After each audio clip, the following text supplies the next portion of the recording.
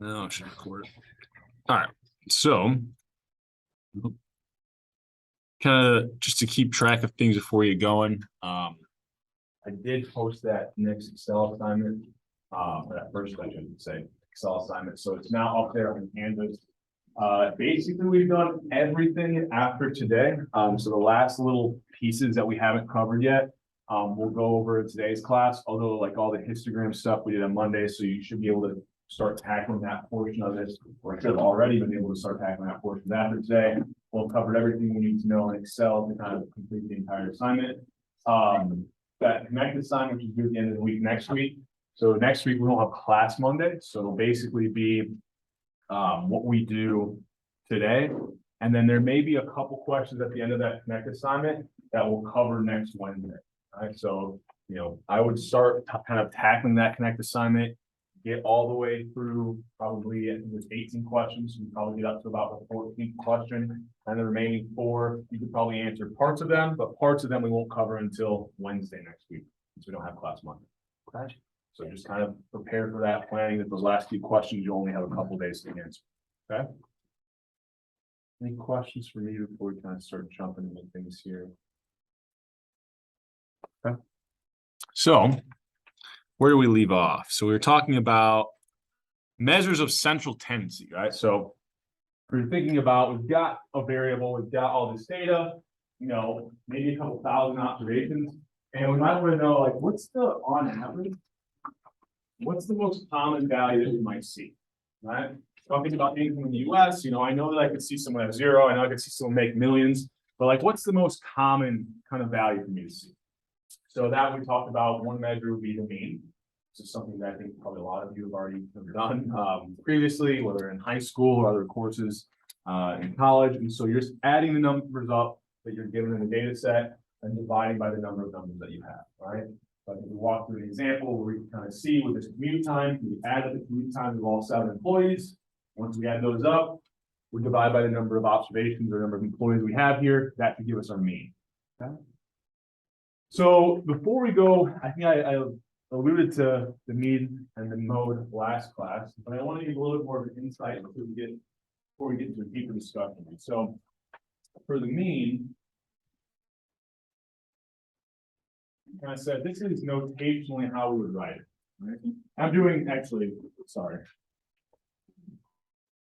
I did population mean, so I need to do capital. So we're going to go through every single observation, take the value that they have for that X variable, add them all up, and then divide by the number of observations we have. So just another way of writing this, if I'm adding up every single observation's value for this X variable, let's take the first observation's value for the X variable, add the second, third, all the way up to whatever the very last observation's value for the X variable is. Okay. And then divide by n. Or you can break it down a little bit further. If I divide everything by the same number, I could actually rewrite this. Looks something like this. All right, just mathematically dividing everything by the same number, I can put that all over a common denominator, or I can think about dividing each value by that. If I then break it down a step further, and I'm showing you this because it'll be useful for next Wednesday's class as well. I'm sorry. 1 over n times x. So dividing by something is the same as multiplying by 1 over that. Right? So what we're really doing when we calculate a mean is we're looking at every single value and we're weighting them all equally. How much are we weighting them by? Well, they're just 1 out of however many observations we have. So it's almost like, adding up and dividing by the number of numbers we have. What we're really doing, if we rewrite this, is we're essentially weighting every single observation equally. So each value that we see from every single observation will carry the same amount of weight when we're calculating that measure or that middle point of the data, that measure of central tendency. So it's going to lead to some problems. Okay, some kind of foreshadowing here. So keep that in mind. We're going to talk about the median and the mode, and then we're going to kind of compare the median to the mean. Okay. So the mode, I think last class I said, this is just the number that happens the most often in the data set. So if I've got you know, a data set with everybody's height, whichever height, right, let's say I measure it in inches, whatever height ends up happening the most often in my data set, that's my mode. So if you come up with like a frequency distribution, the response that has the highest frequency is your mode. So we've actually kind of already done that, right? We're calculating those frequencies, even though we did it by bins, right? You could do it by each individual value, and then whichever value has the highest frequency or happens the most often, that's your mode. That one's pretty easy. For the median, what we're going to do is we're going to find the value that exactly separates the data in half, right? 50% of the observations are above it, 50% of the observations are below it. I'll come back to this in a second. I want to show you what this would look like as an example. So let's say we go back to that point score data. How would I find the mode? Well, here, if the mode is the most frequent, what's the value of the mode?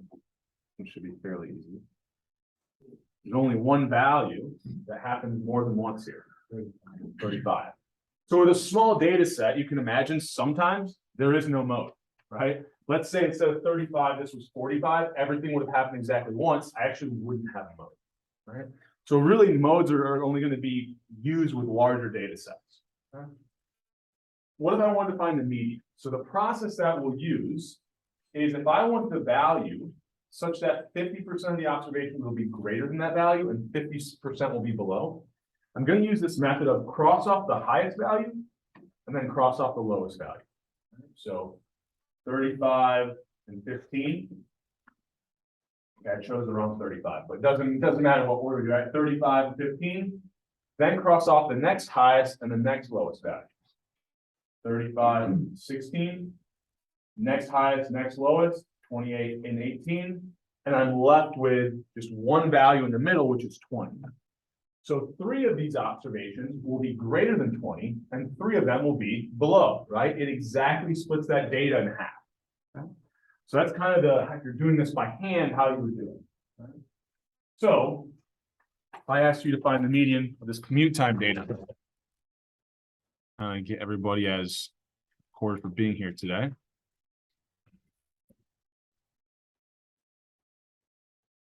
There we go. So I've got this commute time data set. Just going through that process that I just said. Right? I want to cross off the highest, cross off the lowest, cross off the next highest, cross off the next lowest. Continue to do that until I'm left with one value in the middle. That would be my median. I'll give you a little bit of time and talk to people around you, kind of work on this for a little bit. From this commute data set, and I'll probably show you the answers, right? If I can get them to show up. There you go. All right. Which of these 4 responses would be kind of your median? So I'll give you guys about a minute or so to work on this. Shouldn't take too long. Don't kind of come together and discuss it.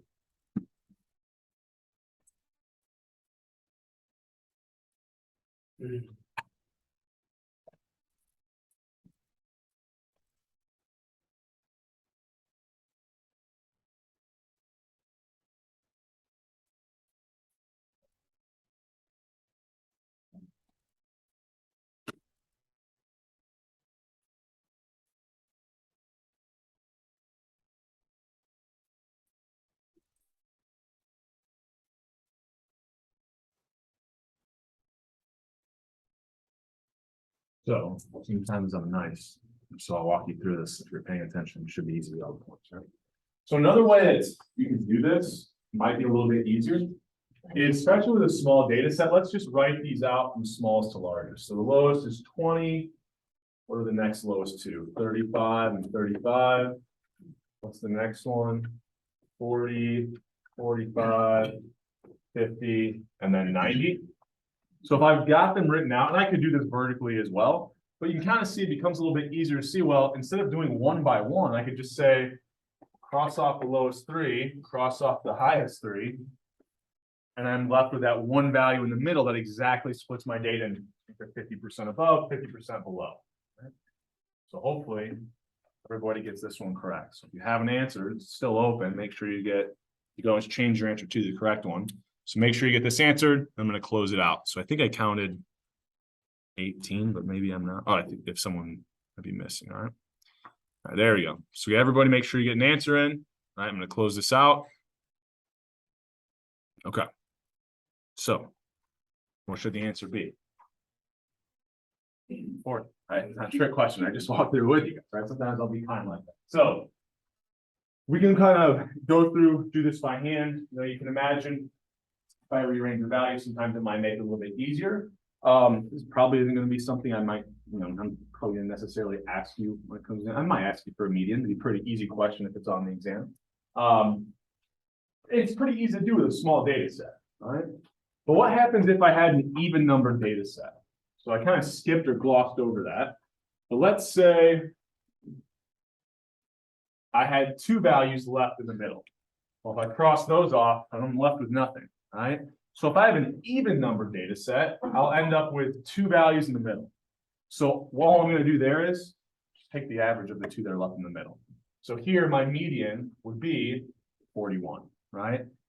How do I take an average? Add those two values up, divide by the number of numbers. It's two numbers, so 40 plus 42 divided by 2 gives me that median for an even number data set. So there's like one additional step, and it's pretty easy. Okay. Any questions on that before we keep moving? Okay, so I think that covers what I skipped on here, which is just that we have to treat even number data sets a little bit different. We got one more step there to calculate the median. Now, for small data sets, this is fine. But you can imagine a really large data set, this is a pain, all right? I'll show you, there's some built-in stuff in Excel. We'll make this a lot easier. But before we go to Excel, let's think about why the mean might be, I'll leave this up over here. Why the mean might be a better measure sometimes than the median, or vice versa, right? So let's think of two variables. Call this X, Z. Did I walk through this last class? Thought maybe at the end a little bit to kind of show you the difference in the mean here. But if I'm calculating the mean for this X variable, so I'm adding these up, dividing by the number of numbers I have. I think we said that was 30 over 5. I get a mean of 6.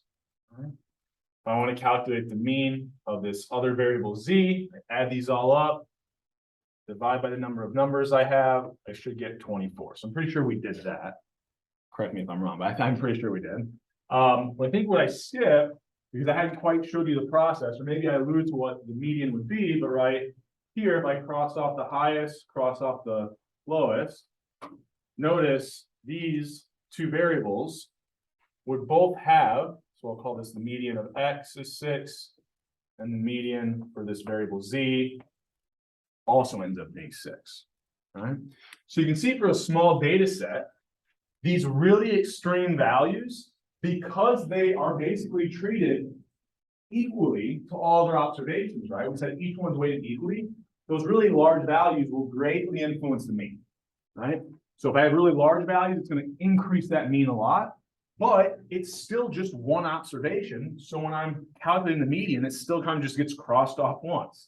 It doesn't matter if this is 100. It doesn't matter if this is 1,000,000. My median would actually stay the same, right? And for a small data set, you can kind of see the difference between the mean and the median can be quite large, right?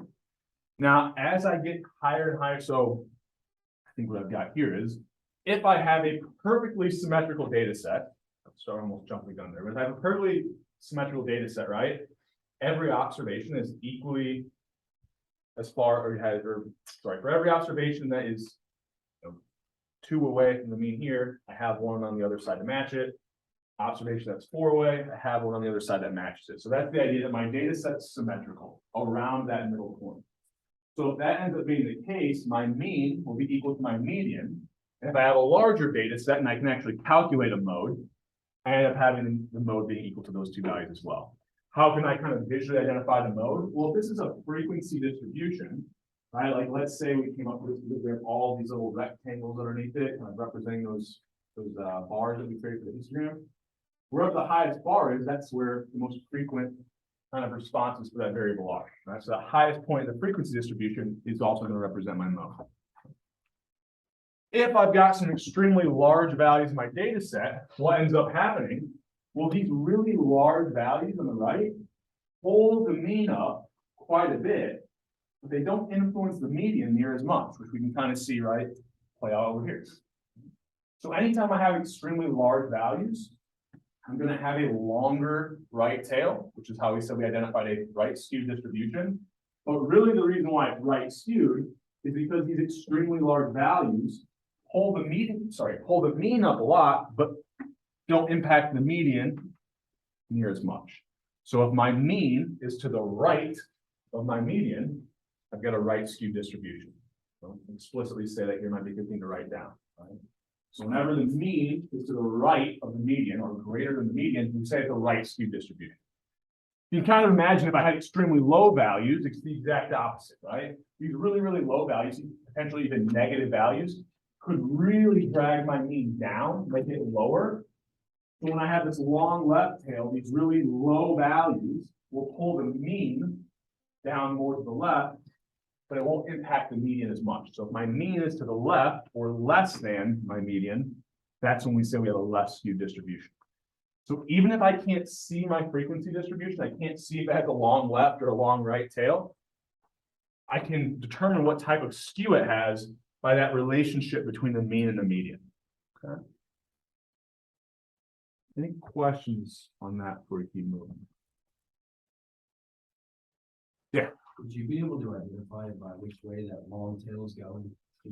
Yeah, if you can see a visualization of it, then yeah, long left tail, left skew. Long right tail, right skew. Right? Like a story problem, the mean is smaller. Yeah, like if I don't give you anything else, and all I tell you is the mean of this variable is this, the median is that, you should be able to tell me whether it's symmetric or right or left skewed. If they're the exact same, you've got a symmetric distribution. The mean is greater than the median, right skewed, and if it was less than skewed. All right. Any other questions on that? So that's central tendency. We have 3 measures. So before we go on to the next thing, sometimes I like to go back and forth, right? So I've got this Excel data, and this isn't going to be anything too wild. So we worked on this last class. We did the Indiana universities. I'm going to move this. I think I put this in the completed version, which I also posted under the in-class data folder on Canvas. So we have what we did, left it blank when we worked through it in class, and then uploaded the completed version. Now, we didn't even do all this in class. I kind of add that in just to have another example. And we can kind of see here, I mean, it's kind of a goofy one, but there's a really long right tail here. So we kind of already know ahead of time this is going to be right skewed. But let's just prove that hopefully what we were saying is true. So I'm going to go up here. I'm going to zoom in so we can actually see what I'm doing. And let's just kind of type this right here. So I might want to calculate these 3 things from my data, right? So I've got all these universities and their different enrollments across different states. What's the mode? What's the enrollment number that happens most frequently, right? So I come over here. Here's my enrollment. I select the first cell. It's the shortcut to select the entire column real quick. You remember? So I hold Control and Shift or Command Shift on a Mac, hit the down arrow. Okay. So it's selected the entire column, 2,400 observations, right? If I was going to do the mode by hand and count up the freak, that would take me a lot longer. Well, this, if I hit enter, it's going to close that parenthesis, send me back up just one below that cell, and it's calculated my mode.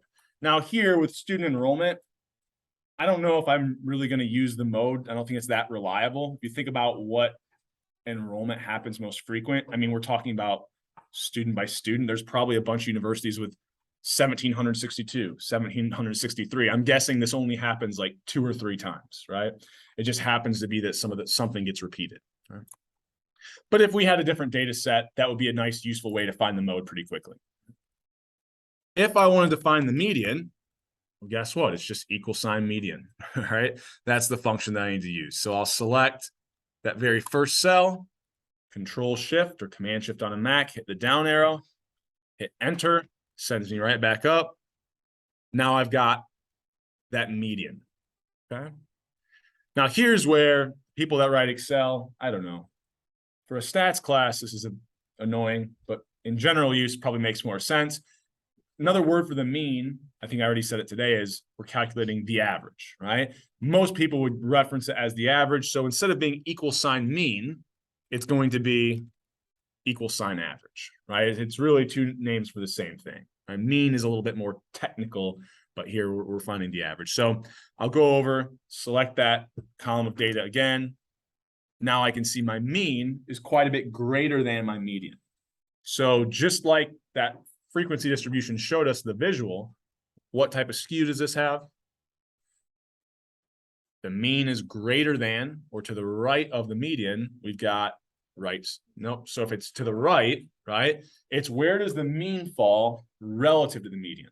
So here the mean 6,600 is greater than or would fall to the right of the median of 3,500. Right. So we've got a right skewed distribution. Okay. So those are kind of the built-in functions. So we don't have to do this by hand if we're working with thousands of observations, right? For computers, like they used to have to do this. I don't know. I'm glad we don't live in those times, right? So we can do it very quickly in Excel. Okay. Any questions on this for? Yeah. No, it's not late. Is that symbol the E? Is that an E or is that, do you like write E's like So that? this guy right here. Yeah, So if you go back to, I had it written out a little more technical in the slides. So this is just a capital sigma sign.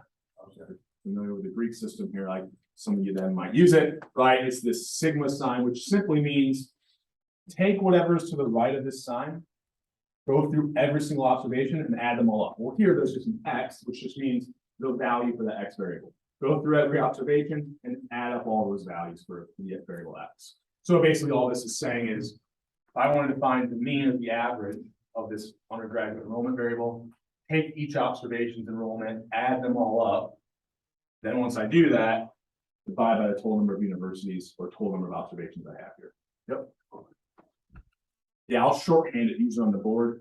Technically, I should have like a I equals 1 and then all the way to the capital M, the very last one. Usually I go shorthand writing the summation sign.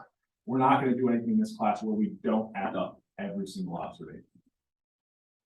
Kind of continue through stats, you might have to start playing around with it. But for us, we just, all that summation sign means is start with the first observation, go to the very last one, and add up whatever we have to the right of that summation sign.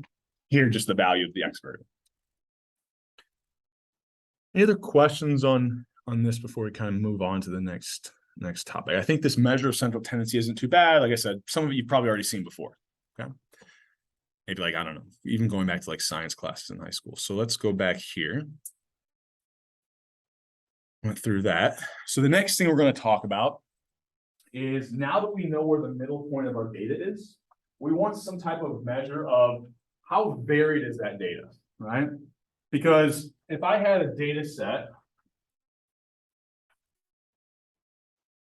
that looked like this, so we'll do 2, 4, 6, 8, 10. Again, I guess I'm going to erase all that. These will both end up having the same mean and the same median, right? They'll have the same central point. So we need another statistic to characterize that, yeah, these aren't the same data set, right? These aren't the same values. So what we're going to do is look at, well, what type of variation exists in the data? Even if they have the same middle point, does one of them vary from that middle point more than the other? Okay. So the very first one we'll talk about, and really it's just because we use it to calculate other statistics down the road. It's not, or I shouldn't say it's not useful. It's a very quick thing that you can calculate and it can be useful, but we'll see it has some shortcomings, right? So the range of the data, all we're going to do is find the highest value and the lowest value in our data set and take the difference between those two.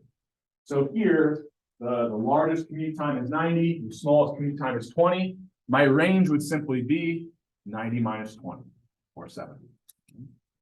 You can imagine, how can I do this in Excel? Well, we already talked about, there's a built-in maximum function, there's a built-in minimum function. Once I have those two values, I'm just taking the difference, right? What's the width of possible values I could see from this variable? Well, just whatever's in between the minimum and the maximum value. Okay. Any questions on that one? It shouldn't be too bad. So here, the range would help us a lot, right?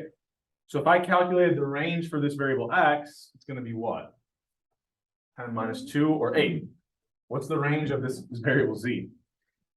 0, which means there's no variation, right? But I could have other variables where the range is somewhat limited. So let's think of, we'll have x and z again over here. So let's say this is 1, 2, 3, 4, 5, 6, 7. And I've got 100 observations and they're all just increasing by 1, right? So I've got 100 numbers, 1 through 100. I then have this other, so 1, 1, 1, 1, 1. And then the very last observation is 100. Not a lot of variation in this data, right? It's 99 ones and 100. A lot of variation in this data. Every number is different and they range from 1 to 100. Well, what's the range of these two data sets? They both have the same range, right? Same minimum, same maximum. But this one is way more varied, right? So we need another statistic, a little more useful than the range, to measure the variation that exists in the data set, right? So what we're going to do, calculate the variance, okay? So this is the mathematical formula. I'm going to talk through it, walk through it, so hopefully we understand a little bit more of just conceptually what we're calculating when we calculate the variance. So before we get lost in the formula, sigma squared is what represents the population variance. Okay? The variance represents the dispersion that exists or the variation that exists in the data. And to be a little bit more specific, it's the variation from that middle point that exists in the data. And then I'll break it down a little bit more to show you it's even, we probably categorize it or give it a slightly more useful definition, which is it's the average deviation from the middle point of the data set or the variable. Okay? So let's walk through why it has that kind of name. So what we're first going to do, this summation sign once again says start with the first, go to the last observation. Do whatever's to the right of that summation sign. So this equation, do that for every single observation, then add them all up. So why are we doing that? So we'll kind of break this down in components. So first, what I'm going to do for every observation is take the value for that x variable that the first observation has, subtract the mean. Okay? So what we're going to call this, I'll break this down in steps. We'll come back to this slide in a second. Well, first of all, to find each observation's deviation from the mean, or how far away it is from that middle point of my variable, I'm going to have to actually calculate the mean, right? So that's my first step. Know where the central tendency of the data is. Then the variance should be a measure of how much the entire data set varies from that middle point. So what I'm going to do is go through every single observation and say, well, how much does that observation vary from that middle point, right? So just the difference between that observation's value for x and whatever that population mean was. We'll call this difference the deviation, right? The deviation of this observation from the mean. Okay. Now you can kind of think about it, the variance is some measure of, well, on average, what's the variation from this middle point, right? Well, then what we're going to want to do is add up every single observation's deviation from the mean. And then just like, well, I erased it now, but just like we did with the mean, every deviation should be weighted equally. So we're really multiplying them all by 1 over n, or it's the same thing as then dividing by the total number of observations n. Yeah. So inside of those parentheses, do you just take, for example, over there on that x, after you find that mean, you just take 1 and then subtract it by the mean? Yeah, so I think the way I have this set up, the mean will technically be 50.5 here. I would go through every single observation, take that first observation's value for x1, subtract the mean, write that number down. So negative 49.5. Next observation's value for x2, minus the mean, negative 48.5. I keep doing that for every observation. I then add them all up. And then just like with the mean, the mean was like an average value. The variance is like the average deviation. So once I add up all those deviations, right, just the difference between the x value and the mean, I then need to divide that by the total number of observations I had. right? Or the total number of deviations for that. And once again, every single deviation weighted equally, 1 over n. Right? Now, we throw in one more wrinkle. So if you go back to the other slide, I left something out, which was we square those deviations, right? So why am I squaring these deviations? Well, if I didn't square them, what happens when I have values that are below the mean? Negative. What happens when I have values above the mean? Positive. So when I add those up, they cancel out. But what if I had a symmetric data set where everything equally cancels out? I'd have a variance of 0. I know that there's variation in the data set. I have things on both sides. So one thing that we could do, I don't know where all you are at in terms of your math courses you've taken, or maybe you've heard of something called an absolute value. So we'll use that not today, but later on in the course, which is basically that you would ignore the negative sign, right? That you don't care if the deviation was above or below, it was still evidence, that observation was still evidence that it varied from the middle point of that data. So instead of taking the absolute value, we're going to use another trick because it gives us one other thing that we want to capture with the variance, which is, well, what if I square that deviation? Well, now when I have observations that are below the mean, that deviation will be negative. Negative times a negative is a positive. When I have an observation that's above the mean, positive times a positive is a positive. So any deviation now is treated the same. It doesn't matter if you're above or below that central point. If you're not equal to that central point, equal to that mean, that observation is evidence that there's variation in the data, right? So we've solved that issue. But what we've also done is, let's think about if I had a mean of 5, and like we had way more observations, but like, let's say we just took a snapshot of 3 of the observations just to prove this point. So notice when I have an observation that is 1 away, right? So I'm thinking about now, how much is each one of these observations adding to that numerator, right? Well, when the x value was 1 away from the mean, 6 minus 5, which is 1. 1 squared is 1, right? So then if I go 1 more unit, right? 7 is now 2 away from the mean. But instead of just adding a 2, right? Before I was 1 away from the mean, I added a 1 when I squared it. Now when I'm 2 away, when I square that, I'm going to add 4. So I went 1 further, 1 unit, however we're measuring this, away from the mean, but I added 3 more to my variance. Well, then what if I go 1 more unit, right? Well, now 8 is 3 away from that mean. When I square 3, I'm now adding 9 to that numerator. So by squaring that deviation, what we're doing is saying, look, we're not only addressing the fact that we're now treating deviations on either side the same, right? Because everything's positive. But we're also going to really over penalize values that are very far from the mean, right? Because, you know, just like the example where I had all 1s and 100, that last observation is the wrong evidence that there's some significant variation in that data set. Now, the rest of it looks pretty similar, right? But that one observation should be adding a lot more to that variance, right? So whatever 99 squared is, or not 99, I guess the average wouldn't technically be, it's going to be slightly above 1 from that data set over there.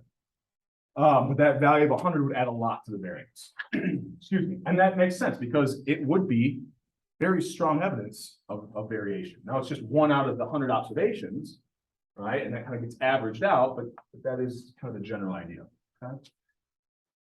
So that's kind of how we go through and calculate the variance. We'll walk through some smaller data sets and kind of work through it by hand, but that's what it's telling us, right? It's the average deviation squared, right? The average deviation from that mean squared.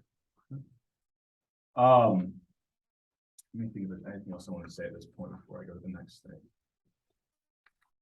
I think I got everything. So the other thing that we have to go over is sigma squared is my variance, my population variance.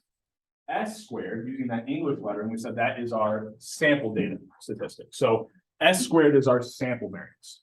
The only difference, right? We've got a little notation difference because now I go from the first to the last observation, my sample data, so lowercase. I'm going to look at the deviation from the sample mean instead of the population mean. We calculate it the same way, so it's just that's a notation difference, nothing new in the process. But instead of dividing by the total number of observations in my population data, when I've got sample data, I divide by the total number of observations in my sample minus 1. So I'm going to punt a little bit on a great explanation as to why we do this right now.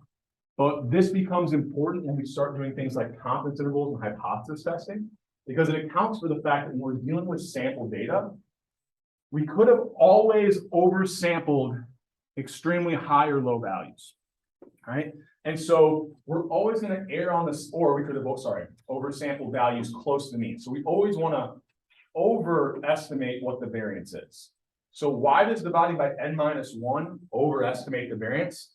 Think about it this way. Let's say we added up all the deviations from the mean squared and they add up to, I don't know, 100. Well, if I only had 2 observations, right? If I divided just by n, 100 divided by 2 would be 50. If I divide by n-1, 2 minus 1, 100 over 1 is 100, right? I'm overestimating my variance by dividing by a smaller number. So dividing by n-1 there with my sample data is always going to kind of overinflate my sample variance. And the reason we're doing that is because once we get to things like confidence intervals and hypothesis testing, that's erring on the side of caution when it comes to our decision making. And that might sound very foreign right now, but that's ultimately why we end up doing it. For now, you can just memorize it, right? That for the sample, we just divide by n-1. Okay. Questions on that? Like I said, for right now, it might not make a ton of sense. You want to just know the difference between the population and sample variance. The only real difference is you divide by the total number of observations minus 1 of the sample. So with like all these symbols, Mhm. like, is there like a guide or something with all these symbols that I could like, I don't know, because I get confused. I don't So, remember all of them. Is there like something I can like refer to? so before the exam, I'll end up putting out a formula sheet that'll have all these formulas on there you can use for the exam. It won't have the names of what they all represent. Although I think just working through more examples, it's usually not as big of a concern. And when it comes to like the exam and homeworks even, like I'm using the symbols there as well, but also using the word. So I'll say, you know, what's the population variance, comma, sigma squared. I'm never going to be like, what is sigma squared on the exam, right? So you're always going to have the word associated with it. I'm just trying to get used to the notation a little bit. If I have a little bit extra time, maybe I'll throw together kind of a Greek lettering identification so that what I'm saying can kind of line up with a symbol. So for instance, sigma squared is going to be this little guy. Now, I'm introducing a few early on. We won't really add a ton throughout the semester. It'll be a pretty short, like the list of Greek symbols that we have at the end of the first exam will be pretty similar to the end of class. So we'll add in some other stuff, but we're going to see like the symbol for the variance and the symbol for the mean start popping up a lot, just in different contexts. So at what point does sigma become capital? Yeah, so the only way that you know whether or not you should be divided by n or n-1 here is that you're told that you have population data, or you have to be told that you have sample data. So when it comes to like, you know, your homeworks, it'll identify usually at the very beginning of the question. Some people sometimes miss it, but it'll be like below is the sample data or below is population data, right? And when it comes to the exam, I'm not trying to trick you with this. So when I use the word sample or population, I usually bold it and put it in all caps so that it's very clear what type of data that you should be, you know, whether you should calculate a sample variance or a population variance. Any other questions before we keep moving here? All right, so just to kind of couple things that I want to mention, so I'm gonna keep track of time. The units of the variance will just be whatever the variable you're looking at is. So if we're looking at income, units will be dollars. If we're looking at height, it would be inches or centimeters, however you measured it. So no real tricks there, right? It's just going to be the units and whatever the original variable you're looking at is. We already went through the steps. Here, there's really not a lot new on this slide. So I'm introducing a different statistic, and that's because later on, once again, something on the explanation for now, the standard deviation is more useful when it comes to interpretation for confidence intervals and hypothesis testing stuff we're going to do later on this semester. So all the standard deviation is, these are the exact same formulas that we had for the population variance and the and the sample variance. All we've done to create the population sample standard deviation, we added one more step, which is take the square root. So the standard deviation is just the square root of the variance. How does that work out? we said the variance is like sigma squared for the population. If I take the square root, you may not know this, but the square root of something squared just cancels, right? And so if we take the square root of the variance, we're just left with the standard deviation. Okay? So if my variance was 100, my standard deviation would be the square root of 100 or 10. The units don't change. What if I wanted to calculate the variance, but I was just given the standard deviation? Well, if sigma squared, yeah, just square it, right? If sigma is the standard deviation, sigma squared is the variance, I'm just squaring the standard deviation to get the variance. So it might be easier to think about it that way instead. Right? But if we're going to be technically correct, I have to first calculate the variance, then take the square root to get the standard deviation, right? I can't actually calculate the standard deviation without, it's part of the process, it's built in. Okay? But like I said, it'll be useful for stuff that we do later on in the course to have some easy, I don't want to say easier, but really just more practical interpretations. All right, so I'm feeling pretty good where we're at here. Let's try to work through kind of an example. Okay? So I had some like really old, I think this is like 2012, who was on the coaching staff, and they're reported salaries. Right? So it's good, doesn't matter. Could be any type of company, different positions in the salary, right? So like head football coach would be CEO, video tech guy might be the champ. Right? We're thinking about kind of ordering this. Okay? So we've got a bunch of different salaries here. And we might want to think, okay, across all these different positions on the team, what's the average, right? What's the mean? And then I might want to say, okay, well, what's the variance of this data set, right? Well, to calculate the variance, the first thing I need is the mean, right? And I believe I'm going to treat this as like population data, right? Like we've got every coach that was employed in the team. I'm sure I left some of them off, but we'll just assume that I got all, right? So how would we calculate that population mean? Well, that's pretty easy. We're just going to go through, add up all these salaries, and divide by the number of salaries that we have. Right? That shouldn't be too bad. So we do that. I will it out, right? The numerator is pretty large here, but we're adding up all those salaries. We had 10 coaches, so divide by 10. We get the average or the mean is 134.5. And I think that was in thousands, right? So 134,000. Okay. Just kind of dropping those zeros off to make the numbers a little bit easier to deal with. So if we think about that, I mean, 134,000 would actually be in between these. There's really only 2 coaches above that, and there's 8 people below. So we've got some skewed data here, and that's because the head coach makes so much more than the rest of us, right? So we look at this and say, okay, well, there's going to be some significant variation from that middle point then, right? I mean, there's quite a, the video tech guy is way far away from there. The head coach is way far away from that mean as well, right?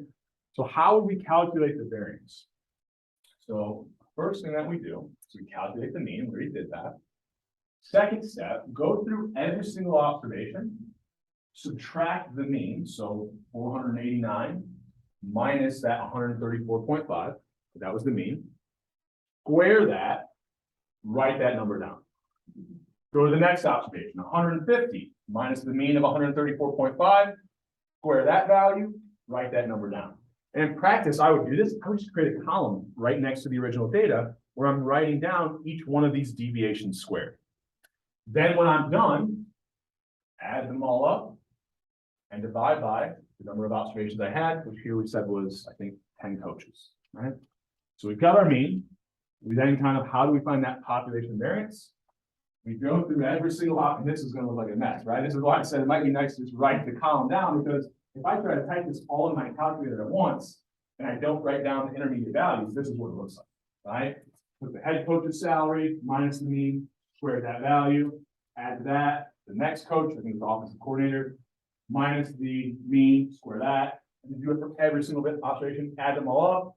And I said divide by 10 to make it a little bit easier to see. And also we'll start using this a little bit other places. Dividing by 10 is the same as multiplying by 1 over 10. Doesn't matter which way you do that, you end up getting the same answer. So that's the process that we'll use. We get about 14,000. So what use is this? Well, I mean, what's the lowest variance we could ever see in a data set? Zero. What would that data set look like? Everything's the same. Everybody would be making the exact same salary, right? It's communism. Right? So we don't have that, right? And so we're always going to see variances that are positive, right? Because when we squared everything, it makes it automatically, everything's positive getting added to that numerator. So the lowest we can see is zero, so pretty high, right? But it's really hard to compare variances across variables, right? Because the variance that exists in salary data, right? We just have a wider range of values we can see, like 0 all the way up to in the millions for some people. Whereas like with height data, you got a pretty limited range of values. You can see my variance, no matter what data I'm looking at there, is going to be a much lower variance, right? So I can't really compare when they have different units, but something that could be really useful is maybe I look at Ball State's coaches. Maybe I want to compare that to, I don't know, Notre Dame's football team, right? And I might want to compare, well, what's their variance, right? My guess is it's a lot higher because their head coach is probably making a significant amount more than Ball State's head football coach. And so you can compare if you had the same units. Or I think another example I often use is, let's say I have income data in the US, income data in Canada. If you actually look at the averages from what I remember, the means are pretty close. Or shouldn't say the means. The medians are pretty close, like very, very similar. But if you look at the variance in income in Canada and the variance in income in the US, the variance in US income is quite a bit higher, which tells me what? That there's more variation in US income, or that income inequality is greater in America than it is in Canada. So whether or not it's a bad thing, that's a, I guess, it's an ECON tool, but that would be more of a normative statement. That's an opinion, right? The fact is that the variance is higher, right? Whether or not that's a good thing, that's a longer discussion, right? But we can compare variances when we have units that are the same, right? I'm dealing with dollars, right? Income amounts. I can compare across countries, across teams, whatever. But this is the process that we would use, okay? If I wanted to calculate the standard deviation, what's the only other thing I'd have to do here?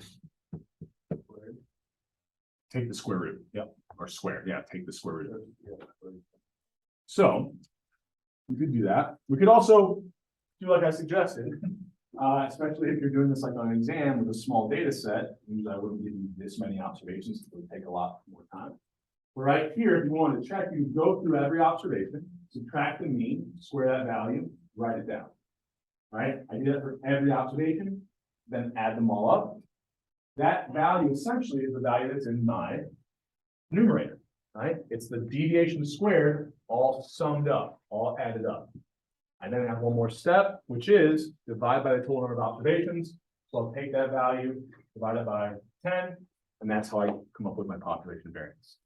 So when you get that number, all you have to do is square root P 14,000. You get my standard deviation. Yep, this is my variance. I want the standard deviation. I would just take the square root of 14,743. Yep. Yeah. You're doing the 1/10. Is that just the same? It's just, I did that because the way it's displayed, it looks goofy if I would have put, it was on multiple lines. Try to explain myself. So this is on multiple lines. So then to have like a divided by 10, was it just this divided by 10 or all of it? So I put parentheses around the outside. Just another way of displaying that. Dividing by 10 is the same as multiplying it all by 1/10. And I'll use that in other places throughout the semester. So I just wanted to introduce it and kind of start saying, like, sometimes when we see things, instead of dividing by n, maybe I'll multiply by 1/n. This allows us to think about things maybe in a way that helps the concepts connect a little bit better. Kind of like the equal weighting that I did earlier, where I wrote 1/n, kind of lets you see every observation being equally weighted. You can't really quite see that when you just divide the whole thing by n. So. All right, any other questions here? So, I don't even know if I want to waste time on this, but maybe I'll waste a little bit of time. So there's a different formula that you can use. I'm not going to expect you to use it. I'm never going to make you use it. You just, I don't know, you Google the variance, maybe you end up finding this formula. I think the process is a little bit more cumbersome. It really doesn't end up being a whole lot different. I like the first formula, the one that I started out showing you, because it really, the interpretation of the statistic lines up more with this formula. It really is the average deviation from the middle part of that data. This formula has no, doesn't match up with that interpretation at all, but it's just rearranging this a little bit. So if you had to do this by hand back in the day, it kind of made it a little bit easier depending on what variable you were working with. Now, if I'm working with income data, you can imagine, like, even when I was dealing with incomes and I was subtracting the mean and squaring it, I was getting some pretty big numbers. But at least here I was subtracting the mean. If I were to use this other formula, I'm just squaring the actual value. So I'm going to be getting some really, really large numbers. So this formula doesn't make a lot of sense when I'm dealing with something like income.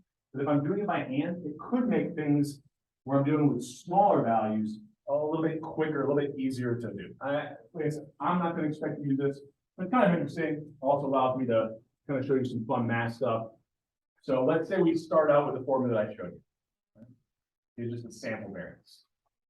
If I'm telling you this is the exact same thing as this, you shouldn't just automatically believe it, right? I have to show that to you, right? Why is that true? So you can break this down, right? Formula, right? So x times xi times x bar, x bar times xi, old math stuff you probably want to forget, right? You rearrange things a little bit, right? If I'm just adding things, I can kind of separate the summations out. Right? That's something that I wouldn't expect you to know. I'm not expect you to reproduce anything on this slide. This is just for math geeks that might be interested. So I've got kind of now the summation of each one of those different components. So here is where like I could never be a true mathematician. Like I like stats, I get math, but this part, like I don't have the vision, right? So if I multiply things by 1, it doesn't change anything. So I literally just multiply these two things by n over n, or multiply them by 1. It shouldn't change that equation, right? But now when I rearrange things, anytime I have a constant in a summation sign, I can pull it out front. So x bar is just going to end up being a value, right? The mean. We can pull that out front. I can pull that out front here, right? Now once I pull that out front, or sorry, I pulled the n out front first. Now I can pull the x bar out. What's the sum of all the x's divided by n? That's just my mean, all right? So I can replace this now with just x bar, because that's my mean. So I'll have n times x bar minus n times x bar times x bar plus n times x bar squared. Well, x bar times x bar is x bar squared. So these will cancel, and all I'm left with is these first two components, right? So kind of put that down. Oops. Now these two drop out. I'm left just with that. I have to remember that was just my numerator. I still have to divide by n minus 1. If you're not interested in this, I don't really care. And it's just like the mathematical proof. It's kind of interesting to see like this trick of like multiplying by 1. You end up with a form that's a little bit easier to use. Okay? I doubt we'll have time next week. I probably won't waste time showing you, but you could do this in Excel. So I'll just kind of allude to, you can imagine. If I created a whole new column in Excel, where I had the original variable x, well, I could create a column where I just took that x value and multiplied it by itself or squared it. I now have a column of x squared for every observation. I have that sum function that I showed you. I could just equal sum, select that entire column. I've now got the first component that I needed. The next component I needed is take the mean, what we just saw, equals average. We'll calculate that for you very quickly. Multiply that by itself, or square it. And then we could use the count function to count the number of observations. I've now got these three components. Finding 1 over n minus 1, I already use the count function, it should be pretty easy, right? So this kind of makes it a little bit easier. If you're working in Excel, this is actually where the formula started to use a little bit more. Before Excel had like built-in average functions, or sorry, not built-in average functions. Before it had built-in like variance functions, right? It wasn't really Excel at that point. It would have been a much earlier kind of programming software. This would have been a lot easier to do. All right, I wasted enough time with that, but it's kind of interesting. You kind of see different versions. You walk through an example where you kind of just calculate it using this other formula, and what you end up finding out is you get the exact same value, right? So it doesn't matter which one of those formulas you use. You can actually prove it to yourself with the data. So this is something I'll try to do throughout the course. Is even if I show you some boring mathematical proof, like this is probably one of the only times. I'm usually just going to say there is a proof, Google it or come see me if you're interested and we can talk about it a bit. Or but usually what I'll do is I'll prove it to you with data, right? So the first time I went through, right? And I showed you, if we do it kind of the conventional way, the first way I showed you, this would be our variance. If we instead created a column where I squared every single one of the x values, kind of match it with this formula, right? And then I added all those up, divided by 10, find the mean, plug everything in here, I end up getting the exact same values I did before. Right? Now I usually walk through it a little bit more in depth, but because I know that I'm not going to ask you to do it this way, I'm not going to kind of waste too much time. But I'll usually, instead of showing you the mathematical formula or proof, I'll kind of prove it to you kind of with some data that if I'm telling you these two things will produce the same answer, you can actually check that with an actual data set. Okay? All right, so let's see. I'm going to do something here to kind of hopefully get at, just see where you guys are at, kind of at with everything today. I'll kind of wait for him to come back. But so if I wanted to calculate this population variance, if you were just taking a guess, right? Hopefully you could rule one of these answers out. So instead of answering the question, what is the variance? Which of these answers automatically, by looking at that data, could you rule out as being the value of the variance? So I'll give you about 30 seconds, kind of put an answer in there. So which of these values can you rule out automatically as being the population variance for that data set? So I'll give you 10, 15 seconds here and we'll kind of talk about it.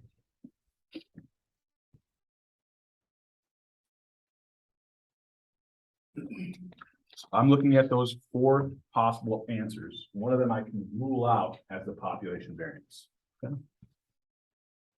So I'm asking you this as an IQUIC question, so make sure you're kind of responding here. I see we've only got 12, so make sure everybody gets a response.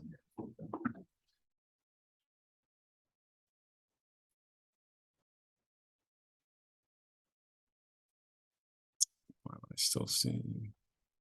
All right. All right, so I'm going to close it out. So if you haven't gotten an answer in, take your best guess. Which of these can you say with certainty, 100% certainty, cannot be the population variance here? So we got 16 of us. So hopefully everybody kind of heard that. So it's all right, you're good. So, right, we know it can't be 0. Why? What would a data set have to look like? We said earlier it had a variance of 0. All the same value, right? Not all the same value. So right away, I know A doesn't make any sense at all. There is some variation in this data set, non-zero, right? Now, how much is there? Well, that's a little bit trickier. I probably can't do a best guess just by eyeballing the data. From there, I'm going to actually have to go through and compute it, right? So I've got the mean of 45, I'm kind of reminding us that we calculated that before. So what's the process? What am I going to first do? Well, first I calculate the mean. What's the next step? You're gonna take all the observations and subtract it from the mean. Yep, so I'll go to this first observation, take its value for x, 20, subtract that mean of 45, so that's what? Negative 25, and then have to do what to that value? Square it, right? Or write that number down. I think it's 2000. We'll see, I can't remember off the top of my head. Is it 225? Okay, I was gonna say, I think that's right, but, or no. Not 220, I'm thinking of this one, right? 25 squared should be, or negative 25 squared is 625. And then go to the next observation, 35, subtract the mean of 45, which is negative 10, square that value, that's 100. I write that number down. And then do that for every single observation, and then add them all up, right? That represents that numerator. The final step we have to do is then divided by the number of observations I have here. I'm treating this like it's population data, right? So just over n. Okay. Yeah. Is there like a faster way to do that? I feel like we didn't have a lot of time on the iPad. So for this one, you listen, I was asking which of these can you rule out right away? And that was just the principle of it can't be 0 because we've got that. Right? So sometimes I'll have an IQ question there. Because when you're studying for the exam, I'm probably not going to ask you a question as simple as which of these can't be the right one. I'll probably ask you to calculate it. But during class, I might sometimes alter the question, so make sure you're kind of listening to what I'm saying. I think I started out saying, don't calculate the population variance. I want you to answer which of these you can rule out right away. Any other questions on this before we keep moving? So the standard deviation would be that 414 square root. Yeah, so if I wanted the standard deviation, I know that it's gonna have to be smaller or larger than that value. If I'm taking the square root, it's going to be smaller. Okay? So are the formulas the same? Because I remember the sigma part of it was Mhm. between sample and population. Yeah, so this was population data, Yeah. which is why we divided by n. Divided by the number of observations that we had here. And the sample n minus one. Sample, I would divide by n minus one. So, trying to see here what we got. If we just calculated the population variance, and let's say I go, sorry, I told you this was every employee, but this is actually just a subset of the employees at a much larger company. So you've already got the population variance calculated, right? You have the numerator of 2,100 divided by the total number of observations. If instead I say, well, look, actually, that was only sample data, you should have been treating it and calculating a sample variance. Which one of these, I'll open this up just to kind of get an idea of where we're at with understanding. It might be kind of kind of give full credit for today anyway, but which one of these responses has to be the sample variance? So given that we just calculated the population variance and it was 414, if instead, right, we just said the difference between the population and sample is instead of dividing by n, I divide by n minus 1. Which of these would have to be the sample variance? So try to get kind of a quick idea. So I'll probably give you here about 15 seconds to think through this. But if instead of dividing by n, I divide by n minus 1, so a smaller value in the denominator, and we just calculated the population variance was 414, what would you know has to be true if we treated this like it was sample data? Okay. So take Sample variance is literally just decide on the error of caution. basically, yeah, so I'll give you a better explanation in just a second after I before I close this, all right? So the sample variance is just that because we're doing sample data, we're going to divide by n minus 1, and that's going to err on the side of caution. I'll explain what err on the side of caution means here in just a second. So take your best guess, which of these you would then know is the sample variance here. I'm going to close this out and then we'll kind of talk about it. So make sure everyone's getting a response in. I've got 15. I think there's 18 of us. 16. So make sure everybody, selects an answer. All right. I'm going to close it out. One more of you, double check. All right. So what do you know has to be the sample variance given what we just did? It's got to be larger. What's the only value up here that's larger than 414? 483. Right? Why do you know it has to be larger? Well, if I'm dividing by, it's the same process. It's going to be the exact same process as what I just did, except for now instead of dividing by 7, like the numbers haven't changed. The data is exactly the same. The only thing that's changed is, someone told you that you shouldn't have been treating it as population data. Now, this in practice won't happen very often. I'm using this as kind of a thought experiment. So instead of dividing by 7, you divide by a smaller number, right? N minus 1 or 6. Dividing by something that's smaller, dividing by a smaller value, make the entire fraction larger. Right? And the idea of error on the side of caution, our sample variance is always going to overinflate the variance a little bit. It's always going to make the variance appear a little bit larger than if we treat it like population data. Any questions on this?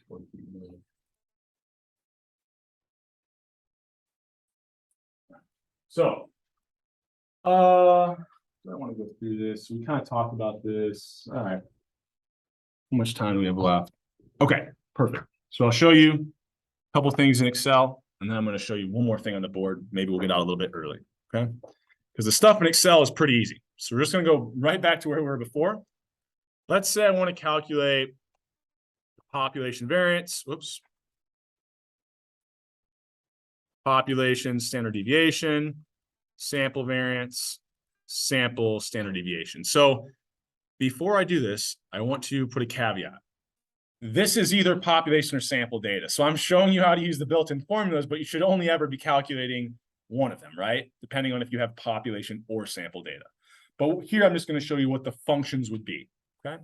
So if this was population data and I wanted to calculate the population variance, and these are all in that slide, but it's just var.p, right? So I'll go over to my variable that I want to calculate the population variance of, hold Control Shift or Command Shift on a Mac, hit the down arrow, hit enter, it'll send me back up. Got a huge variance here, which is okay. I mean, I'm dealing with pretty large values, so I'm going to have some pretty large deviations from the mean, right? If I then wanted the standard deviation, I'm actually going to, so here I'll show you another trick. If I right click on a column, there's an insert option. It'll insert a column there for me, okay?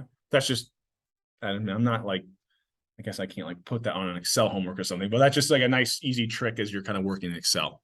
So there's two different ways I can find the standard deviation. So the first is this built-in function, stdev.p, standard deviation for a population, right? The .p, just like with var.p, variance for a population. What do I do here? Just select the variable I want to find the standard deviation of. And what it does is it's doing all that work behind the scene for me. Like it's literally doing all this by hand, like we were with the Ball State head or coaches, but it's doing it all behind the scenes, then just spitting the answer out at me. Okay. Yep. So that's just stdev.p. What's another way that I could have found that standard deviation? If I had the variance, I could have just taken the square root. So what is the function in Excel to take a square root? SQRT, square root, kind of abbreviated, right? So if I do SQRT, I then start a parenthesis. I just select the number I want to take the square root of. I don't even have to type it in. I can just click on that variance. Hit enter. It'll close the parenthesis automatically for me. Hopefully I get the exact same thing as the built-in function, right? Otherwise, a programmer made an error. But right, that's pretty easy. I mean, I you know, once, like I said, they're in the slides, so it's not like you'll kind of always have these. You can kind of go back and reference here, and you can actually use, instead of stdev, a lot of them will recognize the just std function. I think they changed the name for obvious reasons. Added the EV there, but that's what it used to be. So I think I copy and pasted that and had some of the old ones. If instead I wanted a sample variance, it's still the VAR, but now instead of .p, I just do .s, right? Now, if I select this relative to treating the same data like population versus sample, what should be true when I calculate this sample variance relative to this number? Should be higher because it should be divided by n-1. So we'll see if Excel programmers did this correct. Hold Control Shift, Command Shift on the Mac, hit the down arrow, then hit enter. Sure enough, not much higher, but a little bit higher, right? And then once again, stdev, instead of a population, it's a sample, so .s. Select the entire column of data. Got my standard deviation pretty quickly. And same kind of thing here. If I really wanted to, just to prove it to myself, I could take the square root of the variance. Hopefully I get the exact same number as that built-in stdev.s function. Sure enough, I do. Okay. S is for sample. The .p is for population. Yep. So that's not too bad. Any questions over anything there? I think, you know, this stuff is easier than what we started out with, which was the histogram and using all those cell references. So this part should be a little bit easier, I think. So there's one more thing I want to show you, and I'll leave this kind of visual up here, but I'm going to draw my own. So I think I might have some. It's a good time to hammer this idea home. So we talked about measures of central tendency, and we talked about measures of dispersion or variation, right? So we'll think about just two of them right now, which is just the standard deviation and the mean, okay? So if I'm dealing with two different data sets, right? So maybe this is male and female weight, right? I've kind of already alluded to this, but let's say that the variance is exactly the same between male and female weight, right? Actually, let's do height. Male and female height, right? Because I think it's actually probably more true about height than weight. So we've got kind of graphically, we think about if we had a nice normal distribution, height and weight was some variables that are normally distributed. Maybe I've got the mean for female height kind of being in the middle of this distribution. If I had male height and it had the exact same variance, but a higher mean, what's that distribution going to look like? Should be, right, the exact same height, right, and kind of shape. It's just going to have a higher measure of central tendency.